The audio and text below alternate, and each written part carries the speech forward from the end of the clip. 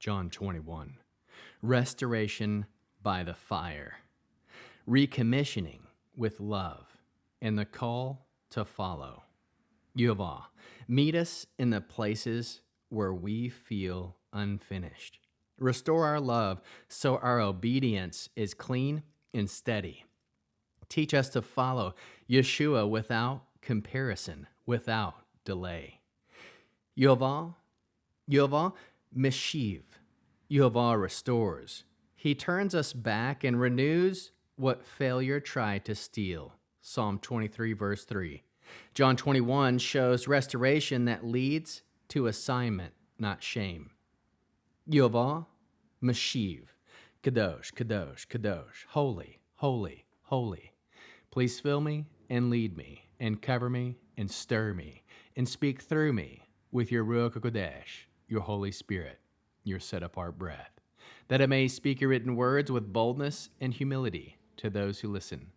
I ask all these things in Yeshua HaMashiach, Jesus the Christ, the Messiah, the Anointed, the Aleph and Tav's name. Amen.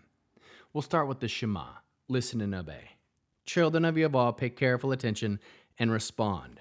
Yehovah is our power and authority. Yehovah works in unity, echad, with himself. And you shall act upon your love, ahava, to Yehovah with your power and authority, with your thoughts and mind, with your entire body, with all the muchness that you have. Yod-he-vav-he. Hand, behold, now, behold. John chapter 21. After this, Yeshua, the Aleph and the Tav, appeared again to the Talmudim disciples at Lake Tiberias. Here is how it happened. Shimon, Kepha, and Toma, his name means twin, were together with Nathanael from Cana in the Gilgal. The sons of Zabdi and the two other Talmudim disciples, Shimon Kepha, said, "I'm going fishing." They said to him, "We're coming with you." They went and got into the boat, but that night they didn't catch anything. However, just as the day was breaking, Yeshua, the Aleph and Tav, stood on shore, but the Talmudim disciples didn't know it was he. He said to them, "You don't have any fish, do you?" "No," they answered him. He said to them, "Throw in your net to starboard, and you will catch some." So they threw in their net, and there were so many fish in it that they couldn't haul it aboard. The Talmud disciple, Yeshua, the Aleph Tav loved, said to Kepha, "It's the master." On hearing it, it was the master. Shimon Kepha threw on his coat because he was stripped for work and plunged into the lake. But the other Talmudim disciples followed in the boat, dragging the net full of fish. For they weren't far from the shore, only about 100 yards. When they stepped ashore, they saw a fire burning coals with a fish on it and some bread. Yeshua, the Aleph Tav, said to them, "Bring some of the fish you have just caught." Shimon Kepha went up and dragged the net ashore. It was full of fish, 153 of them. But even with so many, the net wasn't torn. Yeshua, the Aleph Tav, said to them, "Come and have breakfast." None of the Talmudim disciples dared ask him, "Who are you?" They knew it was the master. Yeshua, the Aleph Tav, came to take the bread and gave it to them, and did the same with the fish. This was how the third time Yeshua, the Aleph Tav, had appeared to the Talmudim disciples after being raised from the dead.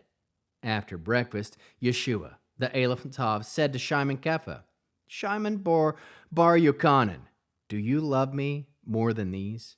He replied, "Yes, master, you know I'm your friend." He said to him, "Feed my lambs." A second time he said to him, "Shimon Bar Yochanan, do you love me?" He replied, "Yes, master, you know I'm your friend." He said to him, "Shepherd my sheep."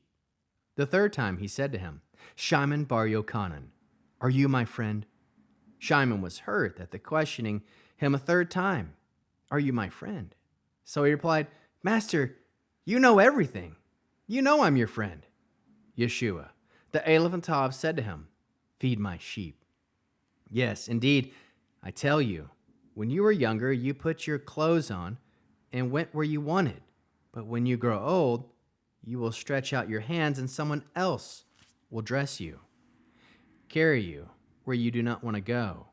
He said this to indicate the kind of death by which Kepha would bring glory to God. Then Yeshua, the Aleph Tav, said to him, "Follow me." Kepha turned and saw the Talmud disciple Yeshua, the Aleph Tav, especially loved, following behind. The one you had leaned against him in the supper and had asked, "Who is the one who is betraying you?" On seeing him, Kepha said to Yeshua, the Aleph Tav, "Master, what about him?" Yeshua, the Aleph Tav, said to him, "If I want him to stay on until I come, what is that to you? You follow me." Therefore the word spread among the brothers that the Talmud disciple would not die. However, Yeshua, the Aleph Tav, didn't say he wouldn't die, but simply, "If I want him to stay on until I come, what is it to you?" This one of the Talmudim disciple who is testifying about these things and who has recorded them, and we know that his testimony is true. But there are also many other things Yeshua, the Aleph Tav, did. And if they were all to be recorded, I don't think the whole world could contain the books that would have been written. What is the Hebrew word that encapsulates this chapter? Teshuvah, returning. Repentance that results in realignment, recommission, and renewed faithfulness. John 21, verses 15 through 19. Chapter flow. After the resurrection, the disciples return to fishing. The night yields nothing. Yeshua calls from shore and directs them. Obedience produces abundance. Recognition breaks through. It is the master.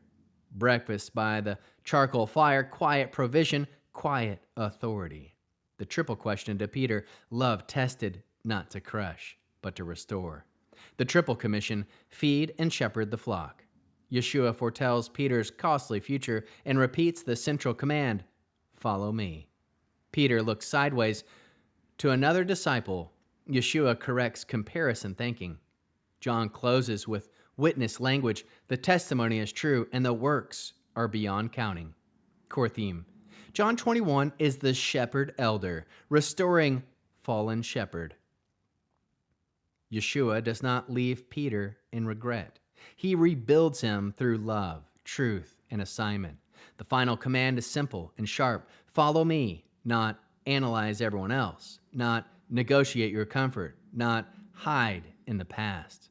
How can we learn to love Yehovah with our heart, soul, mind, and strength? We can love Yehovah by obeying his voice, even when we are tired and discouraged. Cast the net again. Love Yehovah by letting him restore us through truth, not self-punishment. Receive correction as mercy. Love Yehovah by following Yeshua without comparison. Our path is obedience, not rivalry. How can we learn to love our neighbor as we love ourselves and as Yeshua loves us? Restore people after failure with truth and gentleness. Help them return, not disappear. Feed and strengthen others with what is real: scripture, prayer, and consistent care. Refuse comparison culture. Honor others' callings without resenting them. How can we bear one another's burdens? Carry the burden of recommissioning. Help others re-enter faithful service after a fall. Provide practical care like the breakfast fire, love that feeds before it instructs. Stand with leaders who fear their own weakness. Strengthen them in steady obedience. What are the top 3 fruits of the Spirit found in this chapter? 1, faithfulness, emunah. Returning to assignment with integrity after failure and fear. 2, love, ahava. Love that restores and then sends, affection that becomes responsibility. 3, self-control, rasan. Refusing sideways comparison and staying focused on follow me. What is the mitzvah response, Torah-Based? Deuteronomy 6, verse 5. You shall love Yehovah your God with all your heart, with all your soul, and with all your might. Command. We will love Yehovah by returning fully to obedience, shepherding people faithfully, and following Yeshua without comparison. Hebrew declaration. Yehovah Hashav Atanu Elecha Be-teshuvah Shilma Ve-Chadesh Banu Ahave Ni Amana ni amana tan lanu leshmoa et kol Yeshua va lechet acharev bali hashva. Yehovah, restore us to you with complete returning and renew faithful love within us. Give us to hear Yeshua's voice and follow him without comparison.